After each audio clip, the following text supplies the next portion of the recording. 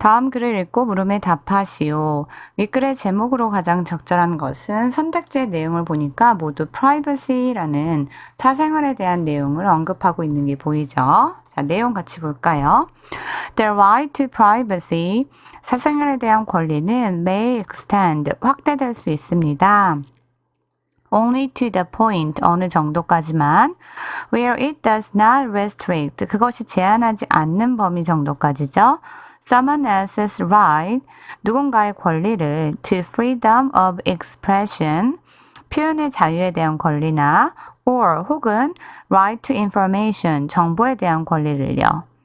The scope of the right to privacy, 사생활에 대한 권리의 범위는 is similarly restricted, 비슷하게 제한됩니다. by the general interest, 공공의 이익에 의해서요. in preventing crime, 범죄 예방이나 or in promoting public health, 공중보건 증진에 의해서요. However, 하지만 when we move away from the property-based notion of a right, 우리가 속성에 기반을 둔 권리 개념에서 무엇으로 옮겨갈 때 where the right to privacy would protect, for example, images and personality. 자, 그것들이 예를 들어 사생활에 대한 권리가 보호하는 거죠. 이미지와 인격 등을요. to 거기에서 to modern notions, 현대적인 개념으로 옮겨가는 거예요. of private and family life, 사생활과 가족의 생활이라는 거죠. 그게 we find it easier, 우리는 그게 더 쉽다는 걸 발견하죠. to establish the limits of the right, 그 권리의 한계를 설정하기가 쉽다는 걸 발견해요. This is of course, 이것은 물론 the strength, 강점입니다. of the notion of privacy, 그 사생활의 개념에 대해서 강점이 돼요. In that it can adapt, 그것이 적응할 수 있다는 점에서요. To meet changing expectations and technological advances, 변화하는 기대와 기술 진보예요. 자, 개념이 계속 변화하고 있어요. 그럼 한계를 설정하는 게 쉽다는 건 말이 안 되겠죠? 그래서 비번은 더 어렵다라는 의미로 다음 문제를 풀 때 바꿔줘야 되겠네요. In sum, 요컨대 what is privacy today? 그러면 오늘날 그 사생활이라는 게 무엇일까요? The concept includes a claim. 그 개념은 주장을 포함해요. That we should be unobserved. 우리가 주시당하지 않아야 된다는 거죠. And that certain information, 특정한 정보와 and images, 이미지가요. About us, 우리에 관해서요. 그것이 should not be circulated. 그게 유포돼서는 안 된다는 거예요. Without our permission, 우리의 허락 없이는요. 그렇죠? Why did these privacy claims arise? 그러면 왜 이러한 사생활 주장들이 생겨나게 되었을까요?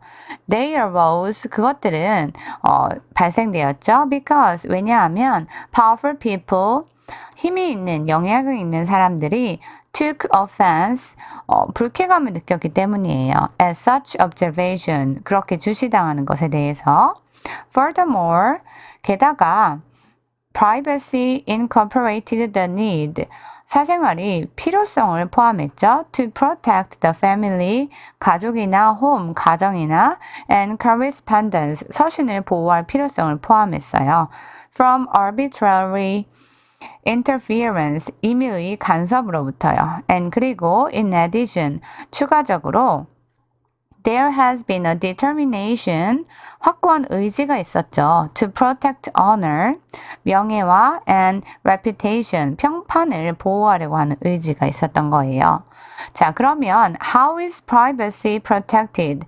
어떻게 사생활은 보호되어야 할까요? Historically, 역사적으로 privacy, 사생활은 was protected, 보호되었어요. By restricting, 제한함으로써 circulation, 어떠한 유포를 of the damaging, 손해를 입히는 material, 자료 등에 대한 유포를요.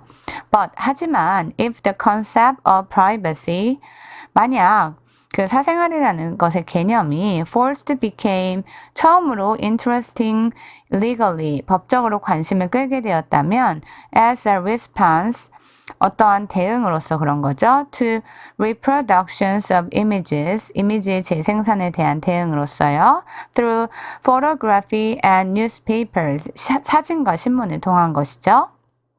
그러면 more recent technological advances, 더 근래의 기술 발전은 such as data storage, 자료를 저장하는 거나 digital images, 디지털 이미지나 and the internet, 인터넷과 같은 근래의 기술 발전은 pose new threats to privacy, 사생활에 대한 새로운 위협을 제기하게 되겠죠.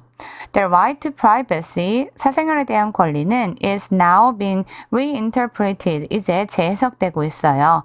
To meet those challenges, 그러한 문제들을 대처하기 위해서요.